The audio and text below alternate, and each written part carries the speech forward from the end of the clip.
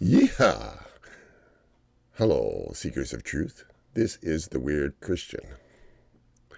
Today I'm going to be talking about how Jacob's flocks multiplied. And I'm going to talk about how people have interpreted the Bible and what they think is happening. And then I'm going to give you an entirely different version that nobody has actually said before, but is very contextual to Genesis and the character of Jacob. So I'm not sure why nobody that I know of has actually presented this idea, but I kind of know why they don't, but I'm not sure why nobody, like in the whole thing that I had to, around, that even has considered it. So first I'm going to give basically a kind of a standard idea. I just went to Google and let the AI present a synopsis of what the common understanding by Christians and people of the scripture is. And then I'm going to tell you why they have that. And I'm going to say that that's wrong. And I'm going to show you the real contextual thing that's going on here. And so here we go. Yeah, it's not that I'm smarter than everybody. I just that it didn't make sense what people were saying. So I asked the Lord, and I guess he talked to me and told me that this is what's going on. Now, and the more I discuss it with other people, like my wife, she says, well, that's not what it says. But anyway, the more I discuss it, the more I'm kind of convinced that this is what is going on. But you can make your own decision. I'm always presenting ideas that nobody else presents. I don't know why. To me, there should be other people that present it. I'm not trying to go like crazy out there, space aliens or anything like that. I just try to use the context, the characters, and so forth in the story. I try to stick as much to the story as possible and what's going on. So I'm not trying to go way out there making some crazy explanation of what's going on. So I can't understand why nobody has not discovered the normal, straight up, easy interpretation with not any gimmicks. I don't know why that's not happening. But anyway, let's just get on with it. Okay, so here's the question I put in. Understanding how Jacob's flocks multiplied. And so here we go. Jacob's flocks multiplication. Understanding how Jacob's flock multiplied involves examining the biblical narrative and the historical context. According to Genesis 30:37-43, Jacob used a method involving branches with white stripes to influence the breeding of Laban's flocks. He peeled the bark from the branches of poplar and almond and plane trees to create a white stripe and placed these branches in front of watering troughs where the sheep and goats came to drink. When the animals mated, they produced offsprings with striped, speckled, and spotted coats. Jacob's strategy was not just about the branches. He also practiced selective breeding.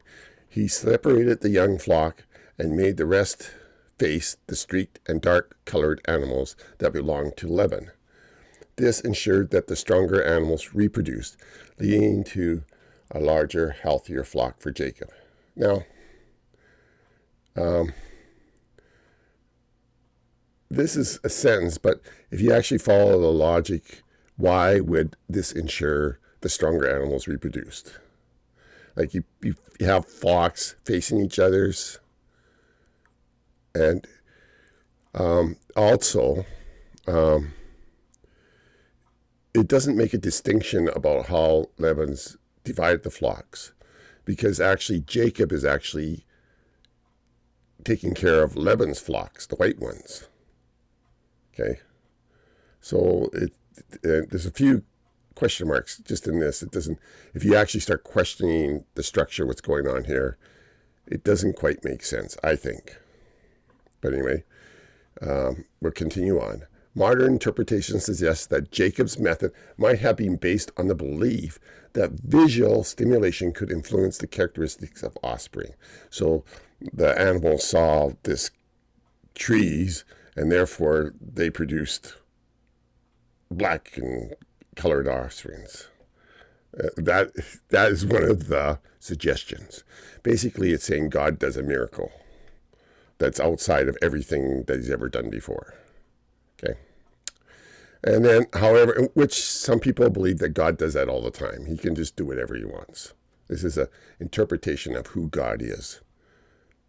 Okay. Which I don't agree with. I think God is about himself limiting himself. He's not an infinite God. I know that's another conversation. I won't get into that at this moment. But there's a real problem there. I won't talk about it right now. But anyway, it's about a God that can just do whatever he wants. It doesn't matter if he says one thing one time, he can do another thing another time. It's like God can do anything he wants. He's an arbitrary God. Now, when you present it like that, people say, no, he's not arbitrary. But then they say he can do anything he wants, whatever he wants. So basically, he's an arbitrary God. So they're kind of conflating two different ideas and saying they're the same, which is wrong. Okay. God is not a liar. But anyway, they will say, yeah, I agree with that, but he can do anything he wants. If he wants to lie, he can do that. Okay. Anyway, I'm not going to go into there anymore and get off topic. However, the text does not provide a scientific explanation for how the branches affected the animals. So basically they're saying it doesn't make any sense in genetics or anything. You can't just look at branches and all of a sudden have animals that are different colors. Some scholars believe that Jacob's success was attributed to divine providence rather than the branches themselves. So that's the idea that God just does what he wants. He just does it. He's just helping Jacob. He's doing miracles. Okay. In summary, Jacob's flocks multiplied through a combination of selective breeding. Well, we know he did selective breeding, but how did he do selective breeding practices? And the belief of the visual stimuli, which is there is something visual going on here, but it's not about the sheep. Visual, and I'll get to that. With an underlying assumption that God was ultimately responsible for the success of Jacob's plan. I agree with that, but not in the way they think it is. Okay? Because God his spirit is the one that actually gives you your intelligence for ideas. Whether you accept them or not is another story. Any of his influences. Just like when Daniel was doing, or when Joseph was doing an interpretation of the dreams, he said, I don't really know, but God knows, and he hopefully will tell me so that I can inform you, O Pharaoh. So that's what's basically going on. And he can also make it so that people don't see things because he will not give them the idea, and then they're kind of lost. They don't see it. They see what's going on, but they can't understand it. And that is what's happening, essentially, it seems, with all the theologians and ideas, because they haven't come up with the likely, obvious scenario that's happening. Now, you may believe one of these two, but that's not what's happening. And it doesn't even bring an understanding of Jacob and his experiences in context of who he is and everything. Okay, so I'm going to go into, and the problem is when people don't understand what's going on, they will, when they read a scripture in the Hebrew or whatever language that they have, and they translate it into another language, they're going to translate it in a manner that they understand who God is or what's going on. So sometimes it's hard to get the original meaning from a translation because it doesn't come off. And even if you're reading the original, even if everything is okay in the language, if you have presumptions about what it's supposed to be saying, you will not be able to, you'll read it and you'll just use your presumptions to understand it rather than trying to understand what's actually going on. Those are things that happen. They happen self-consciously. You can't help them to happen. It's hard for you to actually, communication is very hard. It's not easy. So be aware that yourself might be an impediment to communication.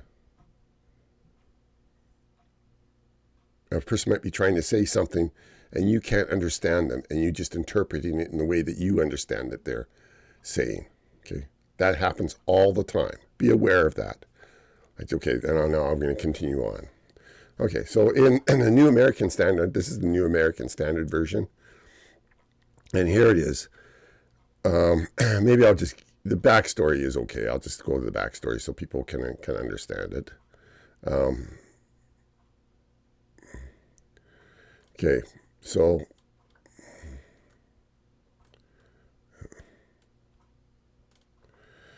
the backstory is this. Jacob's flocks increased. That's just a little title they throw in there so that you kind of know what's going on. After Rachel gave birth to Joseph, Jacob said to Laban, "Send me on my way so that I can go back to my homeland. Give me my wives and children for whom I have served you, and I will be on my way. You know how much work I've done for you." But Laban said to him, "If I have found favor in your eyes, please stay. I have learned by divination that the Lord has blessed me because of you." He added, "Name your wages and I will pay them." Jacob said to him, "You know how I have worked for you and how your livestock has fared under my care. The little you had before I came had increased greatly, and the Lord has blessed you, wherever I have been. But now, when may I do something for my own household?" And then Laban, he's trying to still have a kind of one-upmanship. He wants to have Jacob in debt to him. So he says, "What shall I give you?" he asks. So Jacob is trying to give, Laban's trying to give Jacob something so that he can have leverage over it. Look what I gave you. You should stay longer or whatever. So this is a kind of a leverage thing. He's trying to keep Jacob in his service. So Jacob says, "Don't give me anything," Jacob replied, because he wants to just have the wage and be done with it. "But if you will do this one thing for me, I will go on tending your flocks and watching over them. Let me go through all your flock today and remove from them every speckled or spotted sheep, every dark-colored lamb, and every spotted or speckled goat. They will be my wages. And my honesty will testify for me in the future. Whenever you check on the wages, you have paid me. Any goat in my possession that is not speckled or spotted, or any lamb that is not dark-colored, will be considered stolen."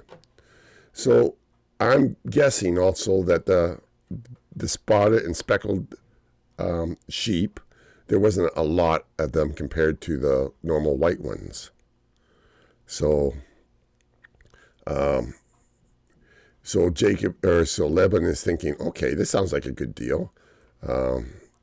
Besides that, he thinks of other things, because what he's going to do next too is another thing.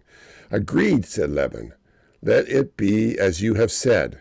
That same day, Laban, he removed all the male goats that were striped or spotted, and all the speckled or spotted female goats. So all that had white on them. Well, really, that's not. they may be more black, but they had little spots and speckles. Okay, so he's removing the female goats. I don't know why they added. That's kind of an added piece, which doesn't really help as far as I can tell. And all the dark-colored lambs, and placed them in the care of his sons. Then he put a 3-day journey between himself and Jacob. Basically between, not himself, but between this flock that he took out of the flock and got the sons to take care of, while Jacob continued to tend the rest of Jacob's flock. So Jacob has all these white sheep, or goats, whatever they are, lambs. It's kind of hard because female goats, and now we're talking about lambs, which are two different kind of animals, goats and lambs. But anyway, besides that, he's basically taken all the colored animals away from the flock. So he's got his sons away from them. A 3 days journey. Okay. So Jacob goes to take care of Laban's flock, and they're all white. There's no more black ones in the flock.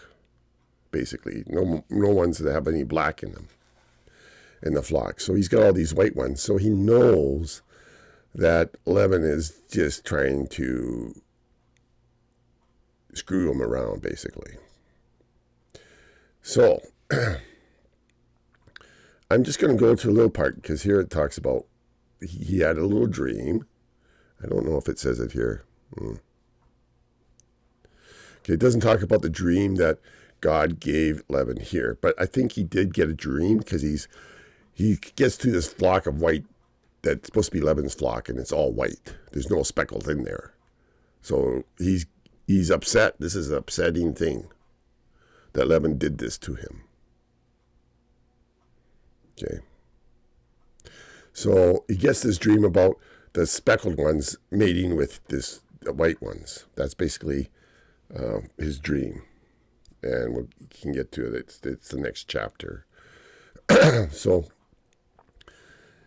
And it says, Jacob, however, took fresh cut branches from the poplar, almond, and plane trees and made white strips on them by peeling the bark and exposing the white inner wood of the branches. Then he placed the peeled branches in the watering troughs so that they would be directly in front of the flocks when they came to drink. When the flocks were in heat and came to drink, they made it in front of the branches, and they bore young that were streaked, speckled, or spotted.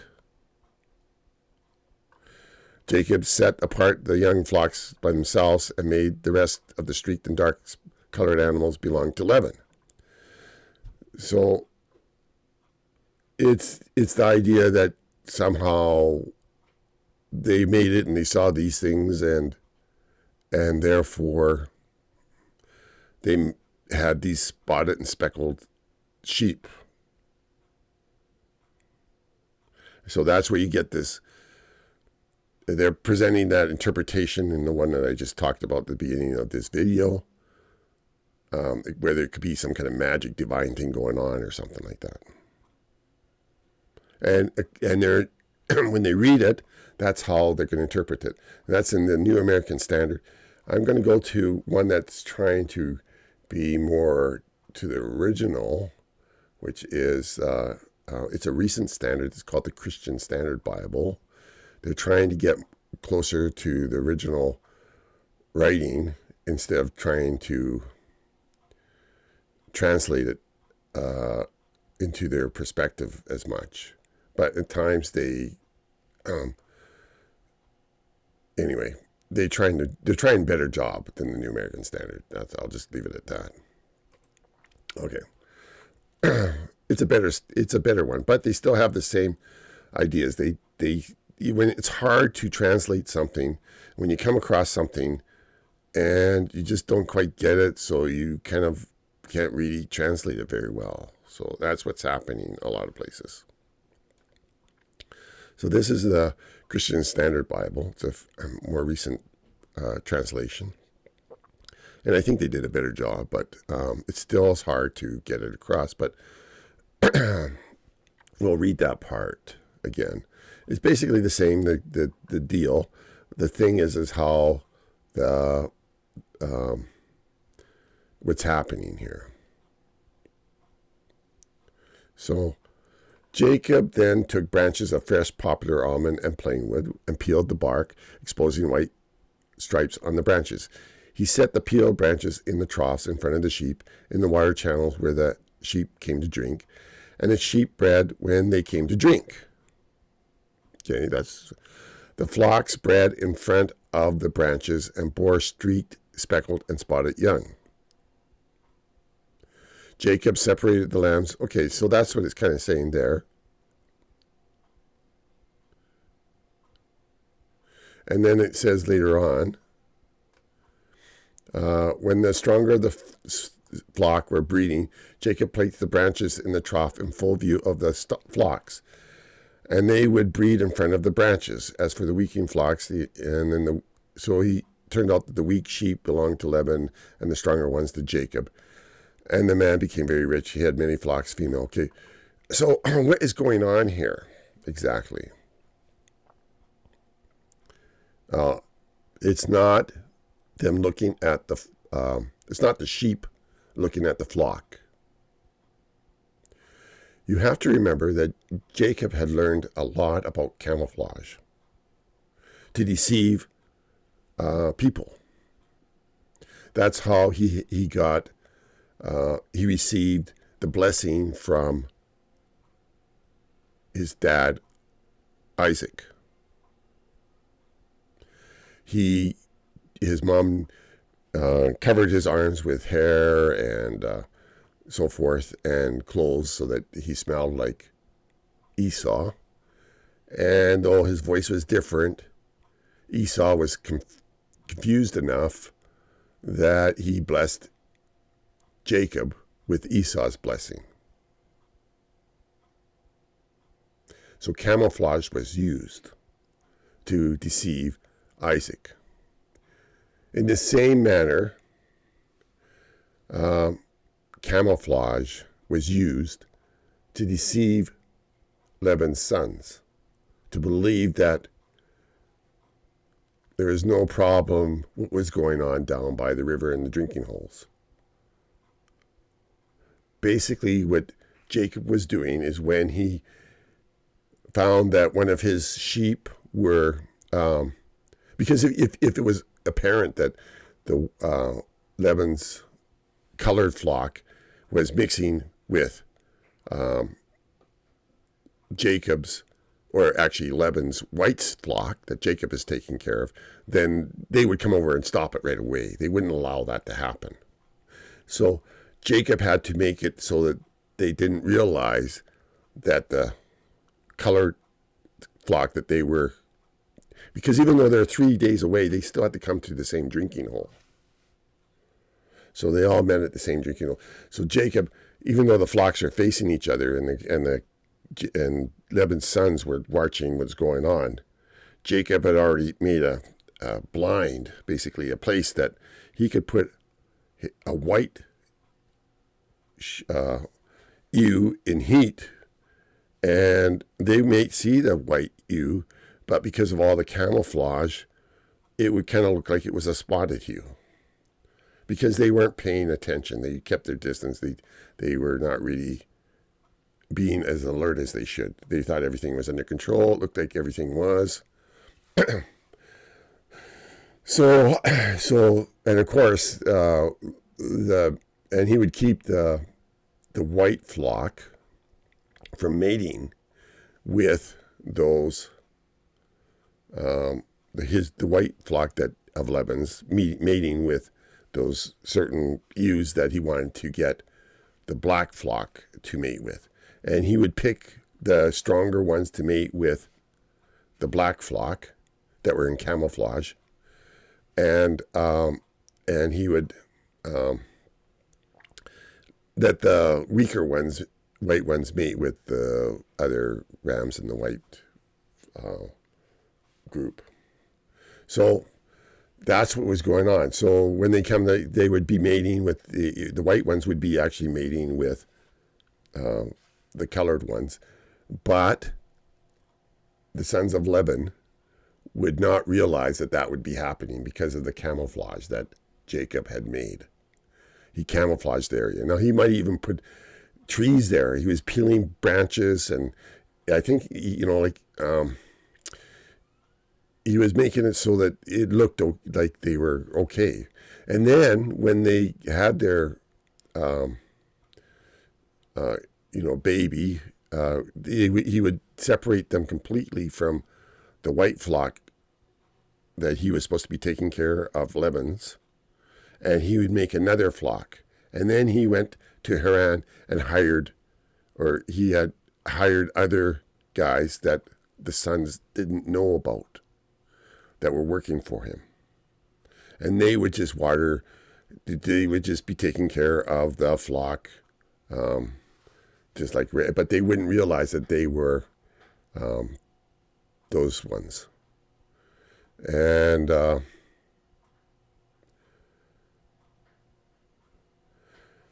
so it was a deception going on. And it was kept on for quite a while. But it was really, let's go to the next chapter. I'm going to go to the next chapter here, in here. Okay.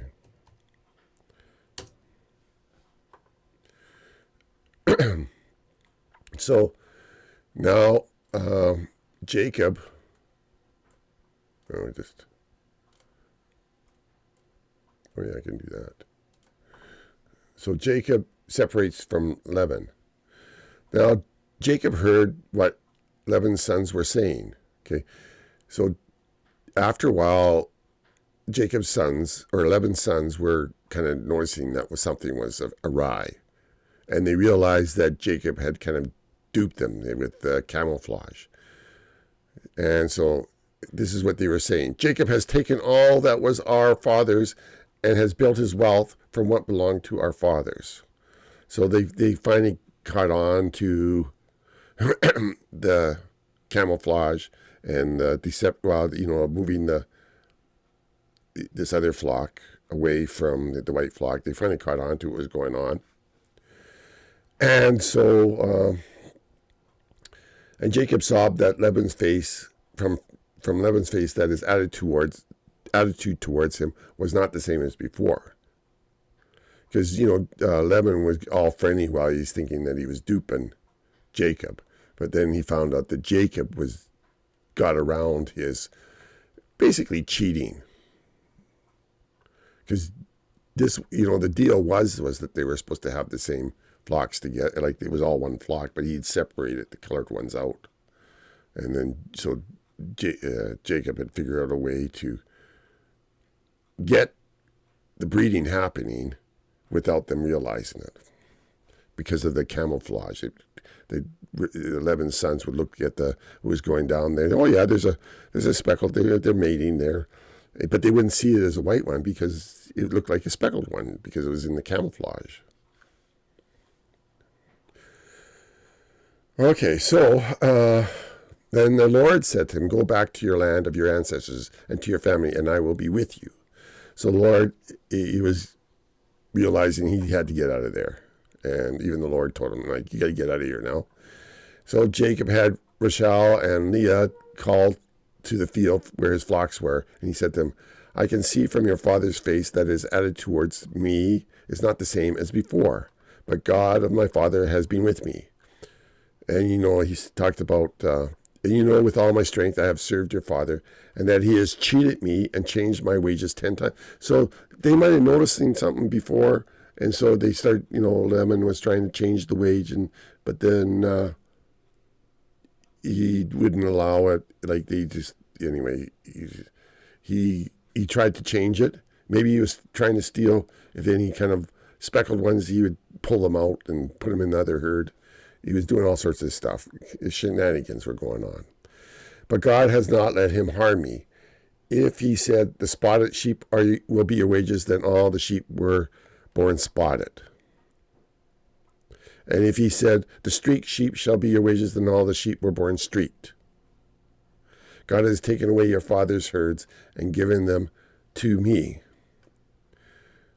Now, Laban still had this other flock. Probably wasn't doing that well because they weren't as good at handling sheep as Jacob was. So they were all getting frustrated when they tried to cheat Jacob and it wasn't turning out their way. And Jacob actually used some camouflage to bamboozle them. When the flocks were breeding, I saw a dream that streaked, spotted, speckled males were mating with the females. Now, what he means by the females is the white females. And so this was a dream that he told them at this point maybe, but I think this is the dream that he had to have the idea of doing the camouflage. In that dream, the angel of God said to me, Jacob, and I said, here I am. And he said, look up and see all the males that are mating with the flocks are streaked, spotted, and speckled. For I have seen that Laban has been doing to you, or have been doing to you. And I am the God of Bethel, where you poured out oil in the stone market and made a solemn vow to me.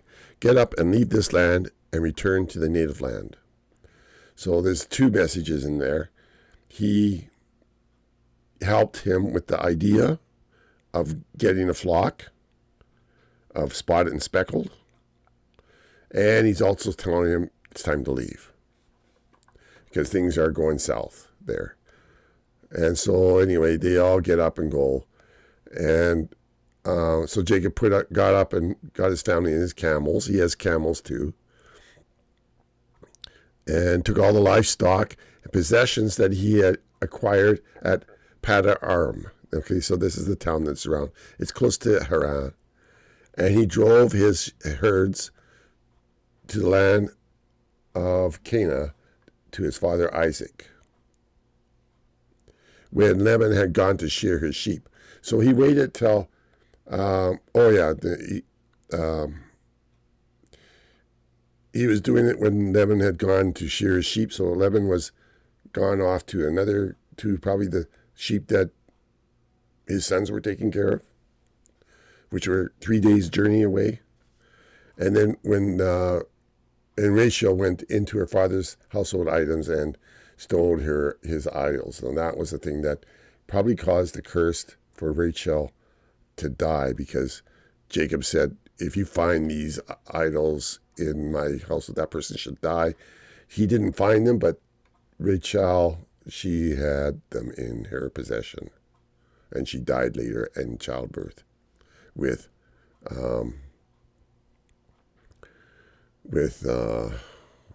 Benjamin.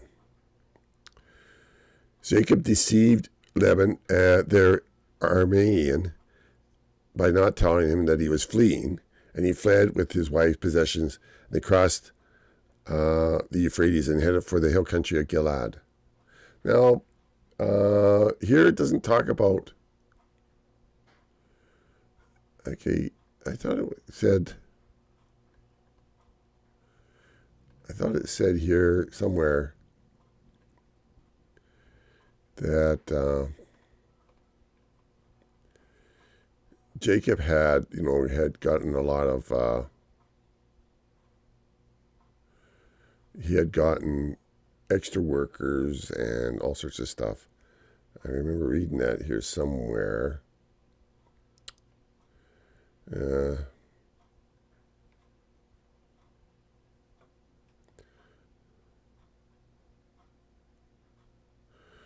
I can't see it right now, but anyway, that's not super important. But he had gotten quite a few people, and even probably some of the people that were in, maybe they didn't all make it out with Jacob as he took it off, and they were actually with Laban, some of his workers maybe.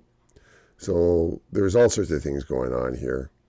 But in the end, Laban and Jacob, they made a covenant to not be aggressive towards one another. So that's what happened there. So to recap,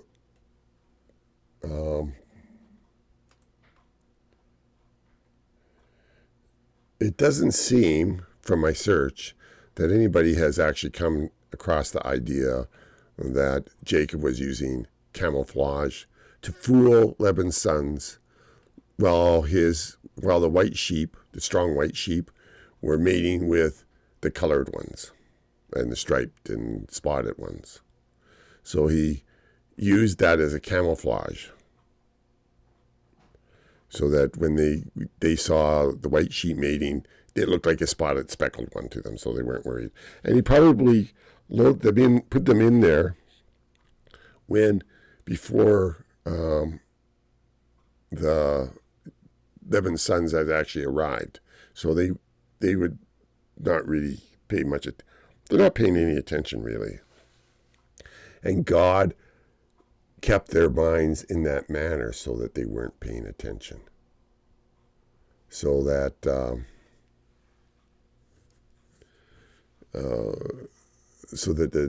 the thing would happen. And it didn't occur to them until quite late, after several years, before they really realized what was going on. And then they got really mad because he was making it so that he could get something.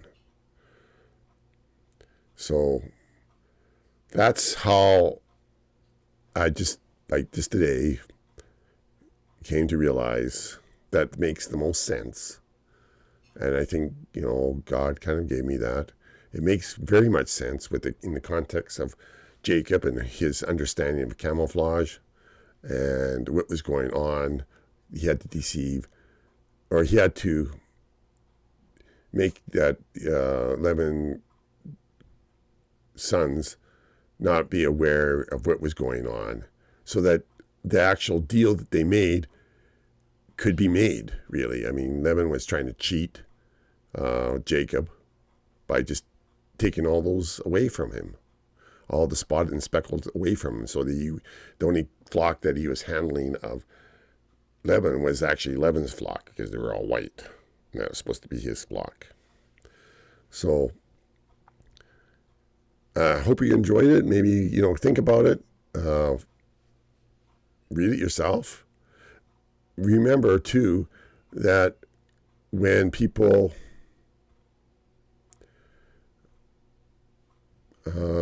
have an idea of what is going to be happening and they read into it, then they're going to not be able to see anything else than what they expect. This is, it's called confirmation bias, and we all have that. So be aware of that, and, just think about it and pray about it, and may God bless you.